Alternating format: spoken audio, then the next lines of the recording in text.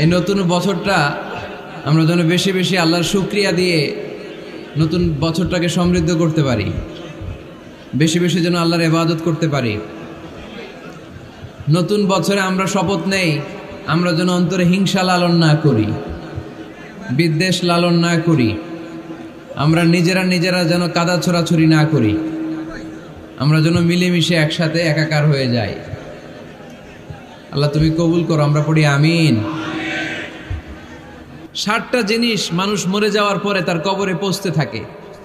ইন্না মিম্মা ইয়ালহাকুল মুমিন মিন হাসানাতিহি বা'দা মাউতিহি, মানুষ মরে যাওয়ার পরেও যে 60টা জিনিস তার কবরে পৌঁছায় তার মধ্যে একটা হচ্ছে মসজিদান বানাহু, সে যে মসজিদ বানিয়ে গিয়েছে ওই মসজিদের সওয়াব। সুবহানাল্লাহ পড়েন। আপনি টাকা দিয়ে মসজিদ বানিয়ে দিলেন, ওই মসজিদে মুসল্লিরা নামাজ পড়ে, রোজাদাররা এসে ওখানে ইফতার খায়, তাহাজ্জুদ আদায়কারীরা তাহাজ্জুদ পড়ে, তাদের সওয়াবের কমতি হবে না, কিন্তু তাদের সওয়াবের একটা পার্সেন্টেজ সওয়াব যে ব্যক্তি মসজিদ বানালো তার আমলনামায় আল্লাহ ঢুকিয়ে দেয়। সুবহানাল্লাহ বলতে পারলেন না? হে নামাজি আমার ঘরে নামাজ পড়ো আজ, দিল মে তোমার চরণ তলে হৃদয় যায় নামাজ। হে নামাজি আমার ঘরে নামাজ পড়ো আজ, দিল মে তোমার চরণ তলে হৃদয় যায় নামাজ। পড়েন আল্লাহু আকবার। কি সুন্দর লিখেছেন কাজী নজরুল ইসলাম। কাজী নজরুল ইসলাম খুব সুন্দর করে বলেছেন, মসজিদেরই পাশে আমায় কবর দিও ভাই, ঠিক কিনা? মসজিদেরই পাশে আমায় কবর দিও ভাই, যেন গোরে হতে মুয়াজ্জিনের আযান শুনতে পাই। আমার গোরের পাশে দিয়ে ভাই নামাজিরা যাবে,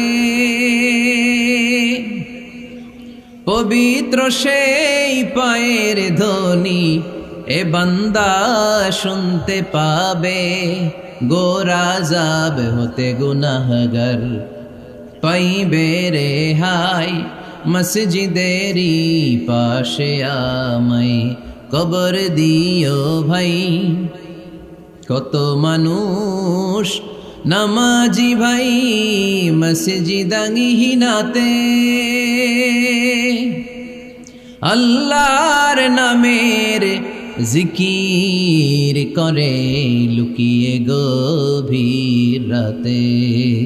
আমি তাদের সাথে ওই আল্লাহর নাম জপতে চাই, আল্লাহর নাম জপতে চাই। পড়েন সবাই, মসজিদেরই পাশে আমায় কবর দিও ভাই, যেন গোরে হতেও মুয়াজ্জিনের আযান শুনতে পাই। চিল্লায় পড়তে হবে আমিন। কি দরদ ছিল আমাদের জাতীয় কবি কাজী নজরুল ইসলামের, মসজিদের পাশে আল্লাহ তুমি আমার কবর দিও। আল্লাহ এই দোয়াটা কবুল করে নিয়েছে, ঠিক কিনা? ওনার কবরের পাশে মসজিদ আছে না নাই? আছে। এজন্য মসজিদের সাথে সম্পর্ক জুড়ে দেওয়া এটা ইমানদারের আলামত, আর মসজিদকে ঘৃণা করা এটা মুনাফিকের আলামত। এজন্য আমরা যেন আমাদের হৃদয়টাকে মসজিদের সাথে জুড়ে দেই, মসজিদের সাথে যেন সুসম্পর্ক থাকে। মসজিদ সবার, মসজিদ নিয়ে দলাদলি নাই। দলাদলি আছে অনেক জায়গায়, হানাফি মসজিদ, আহলে হাদিস মসজিদ এরকম আমরা দেখি বা শুনি, এটা ঠিক না। হানাফি মসজিদ বলে কোনো কথা নাই, আহলে হাদিস মসজিদ বলে কোনো কথা নাই। মসজিদ সবার। ছোট্টখাট্ট বিষয় নিয়ে মসজিদে মারামারি, একজন হাত তোলে আরেকজন তোলে না, কিলাকিলি আছে না নাই?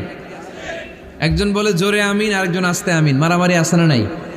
এগুলো কি মারামারি করার কোনো বিষয়? কথা বলেন। সালাতে ফরজ আছে, ওয়াজিব আছে, সুন্নাহ আছে। খেয়াল করে বুঝবেন, ফরজ যদি নষ্ট হয় সালাত ভঙ্গ হয়, you have to repeat your সালাত। ওয়াজিব নষ্ট হলে সালাত ভঙ্গ হয় না, নতুন করে পড়া লাগে না, সেজদায় সাহু দিলেই সালাত আদায় হয়ে যায়। আর সুন্নাহ নষ্ট হলে নামাজ নষ্টও হয় না, নতুন করে পড়াও লাগে না, সৌ সেজদাও লাগে না, নামাজ আদায় হয়ে যায় সুন্নাহ নষ্ট হলে। এই যে হাত তোলা না তোলা এটা সুন্নাহ, আমিন জোরে বলা না বলা এটা কি সুন্নাহ। যেটা কোনো কারণে কেউ না করলেও তার নামাজ কবুল করে নিবে কে? আর এই সব সুন্নত লই আমগো দেশে গিলাগিলি। মৌলভীবাজারে মাশাআল্লাহ এগুলা নাই, এখানেও আছে। এগুলার অবসান ঘটুক, আমরা চাই কি চাই না?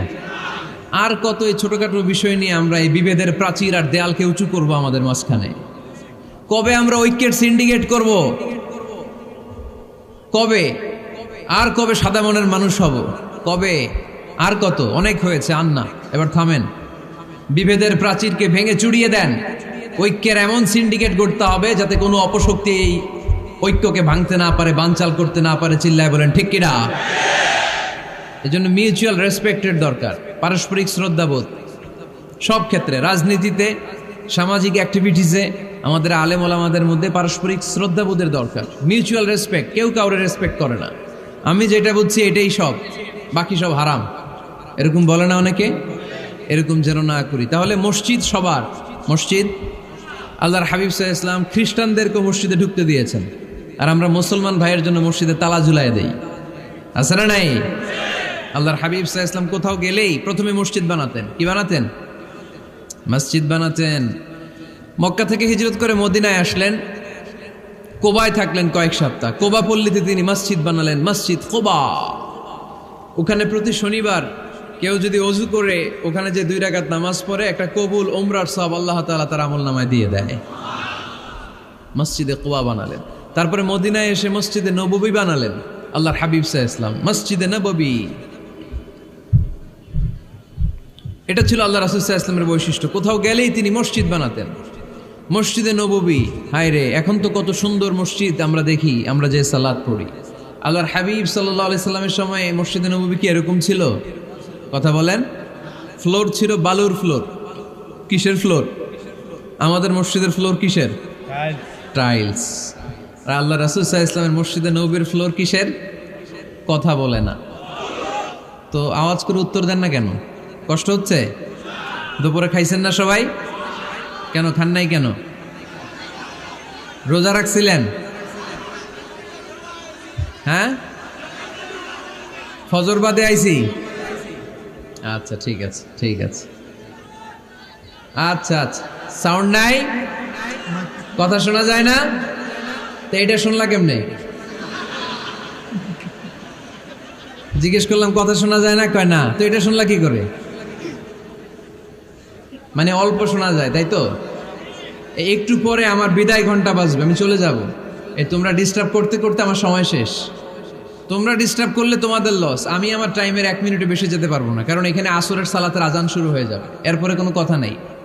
আর বক্তব্য লম্বা করা এটা বেদাত। এই বেদাতকে আমি সুন্নাতের মধ্যে আনতে চাচ্ছি। একটা সময়ে একেবারে কমায় নিয়ে আসবো। এত প্রোগ্রামও আমি করতে চাই না। আমি ঘোষণা দিয়েছি আগামী বছরে সারা বাংলাদেশে আমার প্রোগ্রাম হবে 50টা। কয়টা? 50টা। এরপরের বছর 30টা, এরপরের বছর 20টা। বিভাগীয় প্রোগ্রাম করলেই চলবে আমার। এক এক বিভাগে যে 2 দিন 3 দিন খালাস। এত দরকার নেই, এত লম্বা চূড়ার বক্তব্যের দরকার নেই। আধা ঘন্টা চুপ করে শুনেন, কয়েকটা মেসেজ ড্রপ করি, take it with you to your home, then practice and apply in the society. নিয়ে যান, আমল করেন, সমাজে কাজে লাগান। সমাজটা আলোকিত করে দিবে কে? খুতাবুকুম তাবিলা সালাওয়াতুকুম কাসীরা। আল্লাহর হাবিব সাল্লাল্লাহু আলাইহি ওয়াসাল্লাম বললেন, কিয়ামতের একটা আলামত, কিয়ামতের আগে তোমাদের বক্তব্য হয়ে যাবে লম্বা, সালাত হয়ে যাবে খাটো। সালাতের পরে তাসবিহ পড়তে চায় না লোকজন, ব্যস্ত, মহাব্যস্ত, সুপার বিজি। কোত্থেকে আসলে এই ব্যস্ততা? আপনি রবের সাথে মুনাজাত, না যাই ইউনাজি মুনাজাত, আপনার রবের সাথে একাকী নীরবে কথা বলতে মনে চায় না আপনার? তা তো তাড়াহুড়ো কিসের? ধীর স্থির হন, একটু স্থির হন, একটু মনোদৈহিক প্রশান্তি অর্জনের চেষ্টা করেন। সব সময় ব্যস্ত, ধাক্কাধাক্কি, উচ্ছৃঙ্খলা, এগুলো আমাদেরকে শেষ করে দিয়েছে। এজন্য লম্বা চোরা বক্তব্য ঠিক না। বক্তব্য শুনতে আমাদের ভালো লাগে, আমল করতে ভালো লাগে না। বক্তব্যটা শেষেই সিগারেট ধরায়, আছে না নাই? মাহফিল শেষেই বিড়ি ধরায়, কয় চমৎকার ওয়াজ করছে হুজুরে। ওয়াজটা সেরকম হয়েছে, অনেক কণ্ঠ সুন্দর হুজুরের। এতদিন ইউটিউবে দেখছি, আজকে সরাসরি দেখাইছি, আছে না নাই? তো কি লাভ হয়েছে? লাভটা হয়েছে কি? এই যে মাহফিল শেষে বিড়িটা ধরাইলেন আর গেলেন, কোনো লাভ হয় নাই। এগুলো থেকে বেরিয়ে আসতে হবে। বছরের পর বছর আমাদেরকে শেখানো হয়েছে একভাবে। কেউ এই পরিবর্তনের আওয়াজ তোলে নাই, আওয়াজ আপনাকে তুলতে হবে। আওয়াজ তোলার জন্য এত মানুষ লাগে না, আপনি একাই যথেষ্ট। আপনি দাঁড়ান না সামনে, দেখবেন আপনার সামনে কেউ টিকে থাকতে পারবে না, ঠিক কিনা? কিন্তু আপনার শক্ত সিদ্ধান্ত লাগবে, পরিবর্তনের জন্য শক্ত মানসিকতা লাগবে যে আমি পরিবর্তন করতে চাই। We have to change.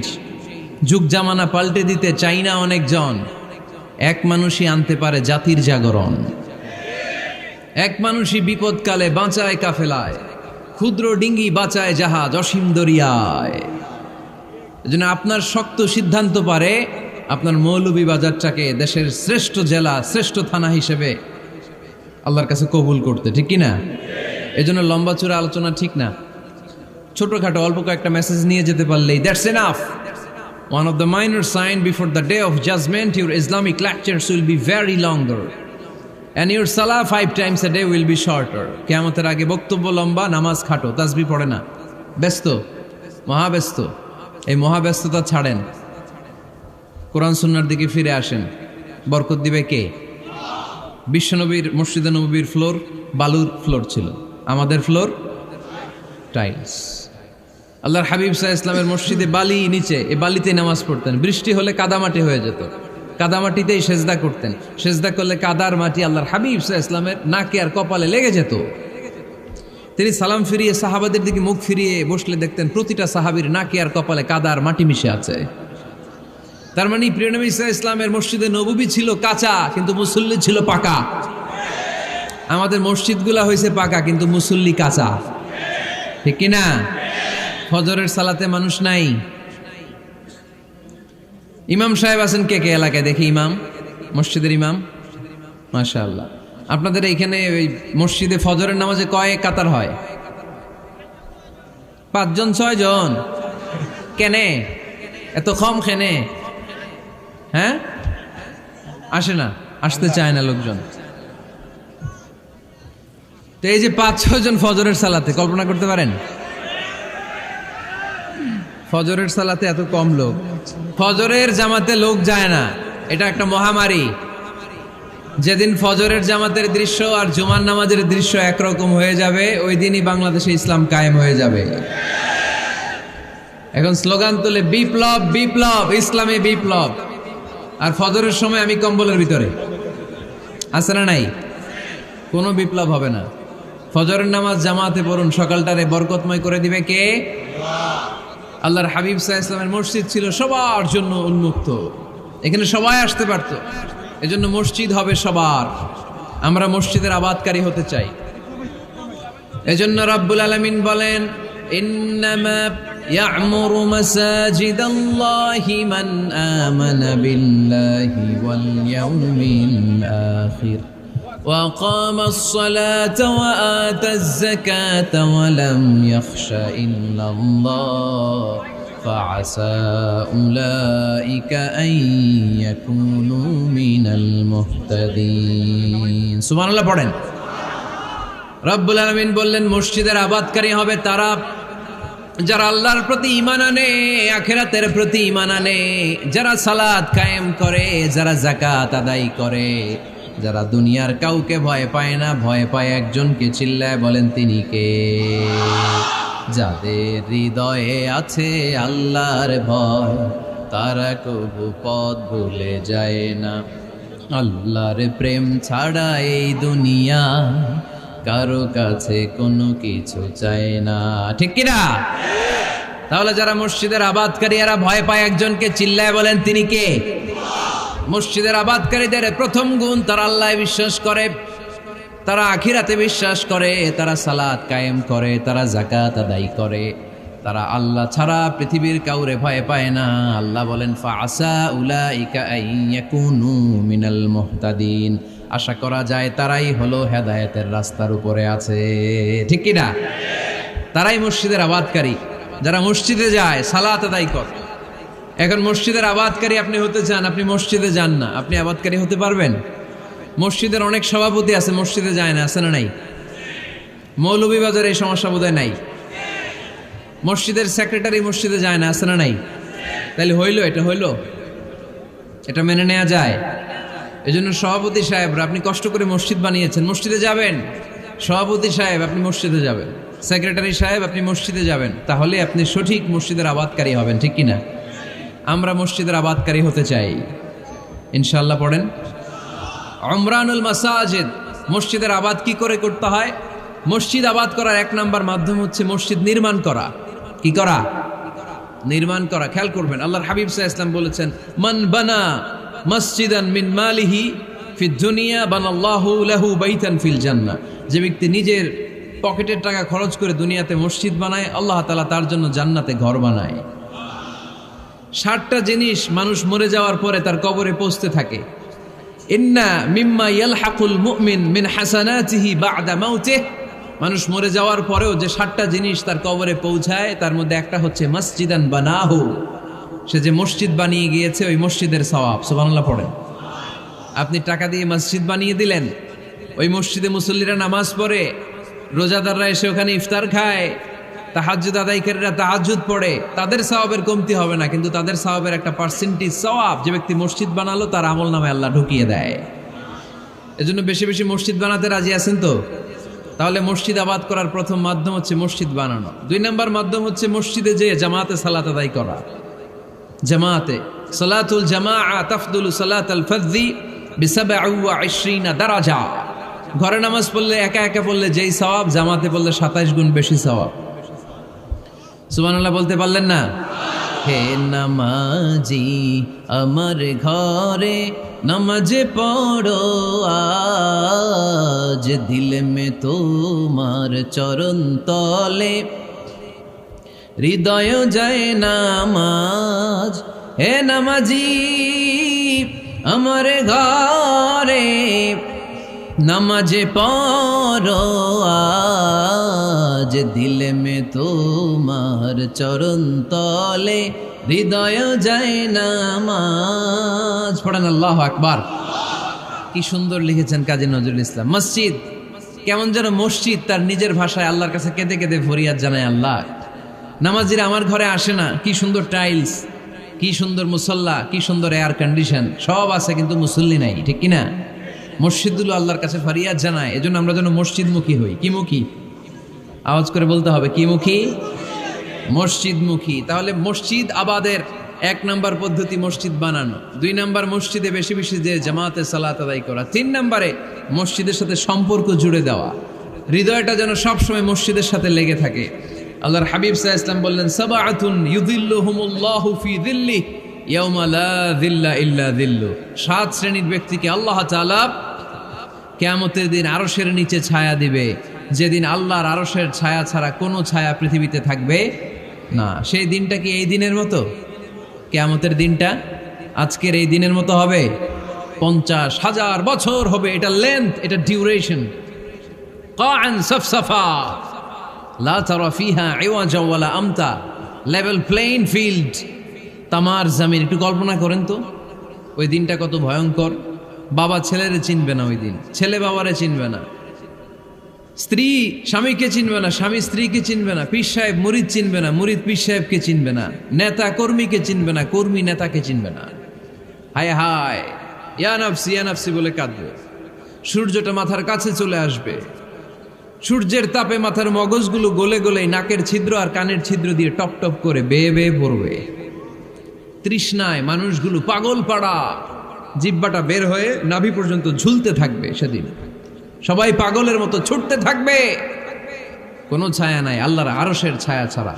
আল্লাহর হাবিব বললেন, 7 শ্রেণীর ব্যক্তিকে আল্লাহ তাআলা আরশের নিচে ছায়া দিবেন। এর মধ্যে 1 শ্রেণীর ব্যক্তি রাজুলুন কলবুহু মুআল্লাকুন বিল মাসাজিদ। ওই ব্যক্তি যার হৃদয়টা সবসময় আল্লাহর মসজিদের সাথে লেগে থাকে। মসজিদের সাথে যার হৃদয় লেগে থাকে তাকে আরশের নিচে ছায়া দিবে কে? এজন্য মসজিদের সাথে যেন আমাদের হৃদয়গুলো লেগে থাকে। অনেকেই দেখবেন এত ভালো নামাজে, জোহর পরে টেনশন করে আসরটা কই পড়বো, আসর পরে চিন্তা করে মাগরিবের সময় আমি কোথায় থাকবো, মাগরিবের সময় টেনশন, ইস এশাটা হয়ে গেলেই তো শেষ। এরকম লোক আছে না নাই? এদেরকে সেই কঠিন ভয়াবহ দিনে আরশের নিচে ছায়া দিবে কে? তারপরে মসজিদ আমাদের 4 নম্বর পদ্ধতি, মসজিদকে পরিচ্ছন্ন রাখা, মসজিদকে ঝাড়ু দেয়া। মসজিদকে যারা পরিষ্কার করে তাদের হৃদয়ের যন্ত্রণা দূর করে দেয় কে? সাইয়েদনা ইব্রাহিম আলাইহিস সালাম এবং ইসমাঈল আলাইহিস সালামকে আল্লাহ তাআলা আদেশ করেছেন তাহহিরা বাইতিয়া লিত্তাইফিনা ওয়াল আকিফিনা ওয়ার রুকআই সুজুদ। হে ইব্রাহিম, ইসমাঈল, বাপ বেটা দুইজন মিলে মসজিদ ঝাড়ু দাও। কি ঝাড়ু দাও? মসজিদেরি ঝাড়ু বড়দার ও কমারে হাত শোনো আমারে মুনাজাত। পড়েন, শোনো শোনো ইয়া ইলাহি আমারে মুনাজাত, শোনো আমারে মুনাজাত। পড়েন আমিন। মসজিদ ঝাড়ু দেওয়া মসজিদ আবাদের অন্তর্ভুক্ত। আপনারা কেউ কোনোদিন মসজিদ ঝাড়ু দিয়েছেন নাকি? কে কে দিয়েছেন দেখি? সবাই? সবাই মসজিদের খাদেম? মাশাআল্লাহ। আমিও দিছি মসজিদ ঝাড়ু, অনেক দিছি। মাশাআল্লাহ, আল্লাহ তুমি কবুল করো। যাদের হৃদয়ে বড় জ্বালা, ফ্যামিলিতে সুখ নাই, শান্তি নাই, তারা হৃদয়ে প্রশান্তি আনতে চাইলে এতিমখানায় যাবেন, এতিমের মাথায় হাত বুলিয়ে দিবেন, এতিমের মুখে খাবার তুলে দিবেন। আপনার হৃদয়টারে নরম করে দিবে কে? আল্লাহর ঘর মসজিদে যাবেন, নিজ হাতে মসজিদটারে একটু পরিষ্কার করে দিবেন, আপনার জীবনটারে উজালা করে দিবে কে? তাহলে এগুলো করার মাধ্যমে আমরা মসজিদের আবাদ করতে চাই। আমরা মসজিদের আবাদকারী হতে চাই কি চাই না?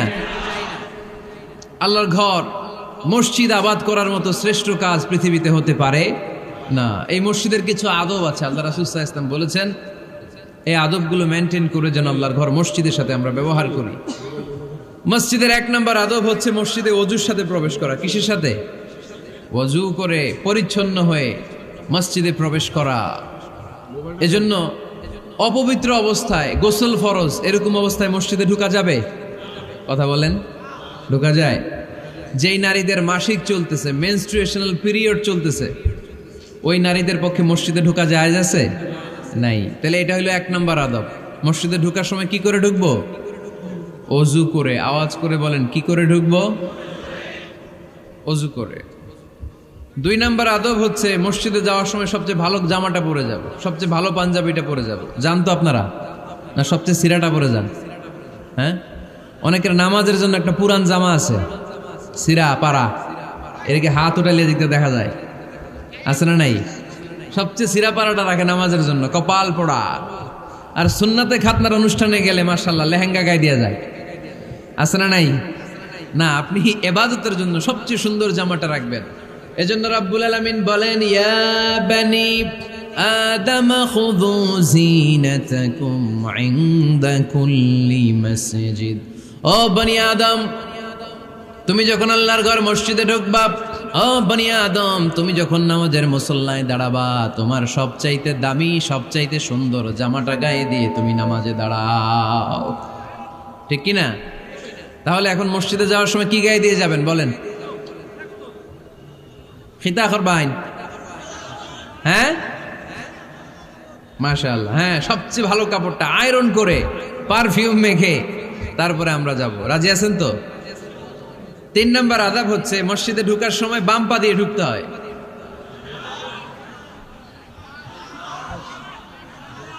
কোন পা?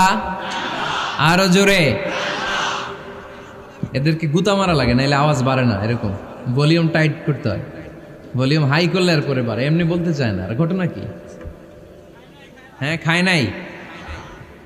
বদরের যুদ্ধ হয়েছিল রমাদানে, কোনো সাহাবী খায় নাই। না খাইয়া একেবারে সাইজ করে দিছে কাফেরদেরকে। আমরা না খেলেও আমাদের হৃদয়ে ইমানি শক্তি আছে না নেই? এই তো বোঝা যাচ্ছে ইমানি শক্তি আছে। এতক্ষণ আছিল কই? তো মসজিদে ঢোকার সময় কোন পা দিয়ে? এগুলো মনে থাকে আমাদের? ভুলা যাই আমরা, খেয়াল থাকে না তো এগুলা। এত কিছু মনের মধ্যে রাখলে এগুলো মনে থাকবে কেমনে? মসজিদে ঢোকার সময় কোন পা? আরো জোরে। বেরোয়ার সময় কোন পা? মনে থাকবে? মসজিদে যখন ঢুকবেন ডান পা দিয়ে ঢুকবেন, আর দোয়া পড়বেন, আউযু বিল্লাহিল আযীম ওয়া বিওয়াজহিল কারীম ওয়া সুলতানিহিল কদীম মিনাশ শাইতানির রাজীম।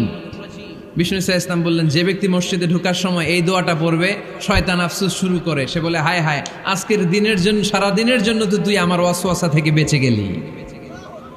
আজকের সারা দিনের জন্য তোরে আমি হারালাম। আজকের সারাটা দিন আল্লাহর পক্ষ থেকে প্রোটেকশন নিয়ে তুই বেঁচে গেলি। আজকের জন্য যা, কালকে তোরে আমি ধরবো। এজন্য এই দোয়াটা পড়ার দরকার আছে না? আউযু বিল্লাহিল আযীম ওয়া বিওয়াজহিল কারীম ওয়া সুলতানিহিল কাদীম মিনাশ শাইতানির রাজীম। 4টা বাক্যের দোয়া। মুখস্থ করতে কষ্ট হলে যে ইউটিউবে চলে যাবে আজকেই, ওখান থেকে শুনে আপনারা মুখস্থ করে নেবেন, এই দোয়াটা পড়বেন। তাহলে ওই দিনের জন্য শয়তানের ওয়াসওয়াসা, টেম্পটেশন, প্রভোকেশন থেকে আপনি আল্লাহ তাআলার প্রোটেকশনে চলে গেলেন। সুবহানাল্লাহ পড়েন। তারপর আল্লাহর হাবিব বললেন, ঢোকার আগে আমারে সালাম দাও। পড়বেন, আসসালামু আলাইকা আইয়ুহান নাবিয়্যু ওয়া রাহমাতুল্লাহি ওয়া বারাকাত। এই 2টা জিনিস যখন করে ফেললেন, তখন ডান পা দিয়ে পড়বেন, আল্লাহুম্মা আফতাহ লি আবওয়াবা রাহমাতিক। সুবহানাল্লাহ পড়েন। আল্লাহুম্মা আফতাহ লি, ও আল্লাহ আমার জন্য তুমি খুলে দাও আবওয়াবা রাহমাতিক, তোমার রহমতের দরজা। তার মানে মসজিদে ঢুকলে রহমত পাওয়া যায় কি যায় না? মসজিদে ঢুকলে পাওয়া যায় রহমত। মসজিদের বাইরে রহমতের কথা আল্লাহ বলে নাই, মসজিদের ভিতরে রহমত। কোথায় রহমত? কোথায়? মসজিদের ভিতরে রহমত আছে না? তার প্রমাণ, মসজিদে ঢুকলেই শান্তি লাগে কেমন জানি, আর ঘুমে ধরে। মসজিদে ঘুমাইছেন কারা কারা দেখি? সবাই ঘুমাইছেন? আরে আমি কত ঘুমাইছি। জুমার নামাজের সময় যে কি ঘুম আসে, আসে আসে কমন পড়ছে, একেবারে কমন পড়ে গেছে। ঘুম আসে কারণ রহমত, রহমতের ঝিরি ঝিরি বাড়ি ধারা আল্লাহ তাআলা আরশের উপর থেকে নাজিল করতে থাকে। আর এই রহমতের কারণে হৃদয়টা প্রশান্ত হয়ে যায়, অনেকের ঘুমও চলে আসে, ঠিক কি না? এজন্য আল্লাহুম্মা আফতাহ লি আবওয়াবা রাহমাতিক, ও আল্লাহ তোমার রহমতের দরজাগুলো আমার জন্য খুলে দাও। এই দোয়া পড়লে রহমতের দরজা খুলে দেয় কে? আবার মসজিদ থেকে যখন বের হবেন তখন কোন পা দিয়ে? জোরে বলেন। বাম পা দিয়ে কি পড়বেন? আল্লাহুম্মা ইন্নী আসআলুকা মিন ফাদলিক, ও আল্লাহ তোমার কাছে আমি তোমার পক্ষ থেকে ফদল চাই, মানে রিজিক চাই। রিজিক দেওয়ার মালিক কে? তার মানে খুব সোজা সাপটা কথা হচ্ছে, মসজিদের ভিতরে পাওয়া যায় রহমত, আর বাইরে পাওয়া যায় ফদল বা রিজিক। বাইরে পাওয়া যায় কি? রিজিক। মসজিদের ভিতরে রিজিক আছে। তার মানে সারাদিন মসজিদে বসে থাকলে রিজিক মিলবে? নামাজের সময় নামাজ পড়তে হবে, কাজের সময় কাজ করতে হবে। এটাই হচ্ছে ইসলামের বিধান। নামাজের সময় নামাজ, কাজের সময়। আমি প্রশ্ন করবো, আওয়াজ করে উত্তর দেন। নামাজের সময়, কাজের সময়, নামাজের সময়, কাজের সময়। এটা মনে থাকবে। এজন্য আল্লাহ বললেন, ফাইদা কুদিয়াতিস সালাতু ফান্তাশিরু ফিল আরদি ওয়াবতাগু মিন ফাদলিল্লাহ। যখন তোমাদের সালাত শেষ হয়ে যায়, আল্লাহর রিজিক অন্বেষণের জন্য আল্লাহর জমিনে তোমরা ছড়িয়ে যাও। নামাজের সময় আসবেন, নামাজ শেষ বের হয়ে যান। ফান্তাশিরু ফিল আরদ, জমিনে ছড়িয়ে পড়ো। নামাজ শেষ, চেয়ারম্যান সাহেব চলে যাবে ইউনিয়ন পরিষদের ভেতরে, ছাত্ররা চলে যাবে হাই স্কুলে, মেম্বার অফ দ্য পার্লামেন্ট চলে যাবে সংসদে, সেনাবাহিনীর লোকেরা চলে যাবে ক্যান্টনমেন্টে, ব্যবসায়ীরা চলে যাবে তাদের বাজারে, সিএনজি ওয়ালারা সিএনজি নিয়ে ব্যবসা শুরু করবে, রাস্তায় নেমে যাবে। চিল্লায় বলেন ঠিক কিনা? এটাই ইসলামের বিধান। নামাজের সময় নামাজ, কাজের সময়। আচ্ছা, তাহলে প্রথম সুন্নাত পেলাম, পবিত্র হয়ে ঢুকবো, ভালো জামা পরে ঢুকবো। 2 নাম্বার। 3 নাম্বার, ঢোকার সময় কোন পা? বের হওয়ার সময়। 4 নাম্বার, মসজিদে ঢুকেই 2 রাকাত। মসজিদে ঢুকে কয় রাকাত পড়েন আপনারা? তাহিয়াতুল মসজিদ। মসজিদে আপনি ওয়েলকাম জানাবেন, ঢুকেই 2 রাকাত পড়বেন, ওযু করলেই 2 রাকাত। আল্লাহর হাবিব সাল্লাল্লাহু আলাইহি ওয়াসাল্লাম মসজিদে নববীতে জুমার খুতবা দিচ্ছেন। খুতবা চলাকালীন সময়ে এক সাহাবী এসে মসজিদের মধ্যে বসে পড়লেন। আল্লাহর হাবিব সাল্লাল্লাহু আলাইহি ওয়াসাল্লাম সাহাবীরে বললেন দাঁড়াও। সাহাবী দাঁড়ালেন। আল্লাহর নবী জিজ্ঞেস করলেন, কেন বসে বললা? 2 রাকাত পড়ছো নাকি? সাহাবী বলে, পড়ি নাই। বিশ্বনবী বললেন, তাহলে তাড়াতাড়ি 2 রাকাত নামাজ পড়ে বসে যাও। সুবহানাল্লাহ পড়েন। 2 রাকাত পড়ো নাই তো পড়ো, দাঁড়াও, তারপরে বসো। দেখেন, খুতবা চলাকালীন সময়ে আমাদের খতিবরা কখনো খুতবা থামায়? কথা বুঝেন নাই? জুমার খুতবা আপনারা শুনেন না? খুতবা চলতেছে, ওই মুহূর্তে ইমাম সাহেবরা কখনো খুতবা থামায়? মাঝখানে কোনো ঝামেলা হলে থামায় না। প্রথম খুতবা শেষ, বসে, তারপরে দ্বিতীয় খুতবা। খুতবার মাঝখানে কোনো থামাথামি নাই। কিন্তু আল্লাহর হাবিব সাল্লাল্লাহু আলাইহি সাল্লাম কেমন খতিব ছিলেন দেখেন। আল্লাহর হাবিব সাল্লাল্লাহু আলাইহি সাল্লামের খুতবা দেওয়ার স্টাইল অ্যান্ড অ্যাটিটিউড এবং আমাদের খুতবা দেওয়ার স্টাইল অ্যান্ড অ্যাটিটিউড আল্লাহ রাসূল সাল্লাল্লাহু আলাইহি ওয়াসাল্লামেরটা কত প্রাণবন্ত ছিল। আল্লাহ রাসূল সাল্লাল্লাহু আলাইহি ওয়াসাল্লাম সোসাইটি ওরিয়েন্টেড একজন পার্সোনালিটি ছিলেন, সমাজের মানুষ কেন্দ্রিক, খুব সামাজিক ছিলেন আল্লাহ রাসূল সাল্লাল্লাহু আলাইহি ওয়াসাল্লাম। তিনি দেখলেন একজন বসে পড়ছে, উনি খুতবা থামায় দিলেন, জুমার খুতবা থামায় বললেন, এই নামাজ পড়ছো না, পড়ো 2 রাকাত পড়ো। আবার খুতবা শুরু করলেন, সুবহানাল্লাহ পড়বেন না?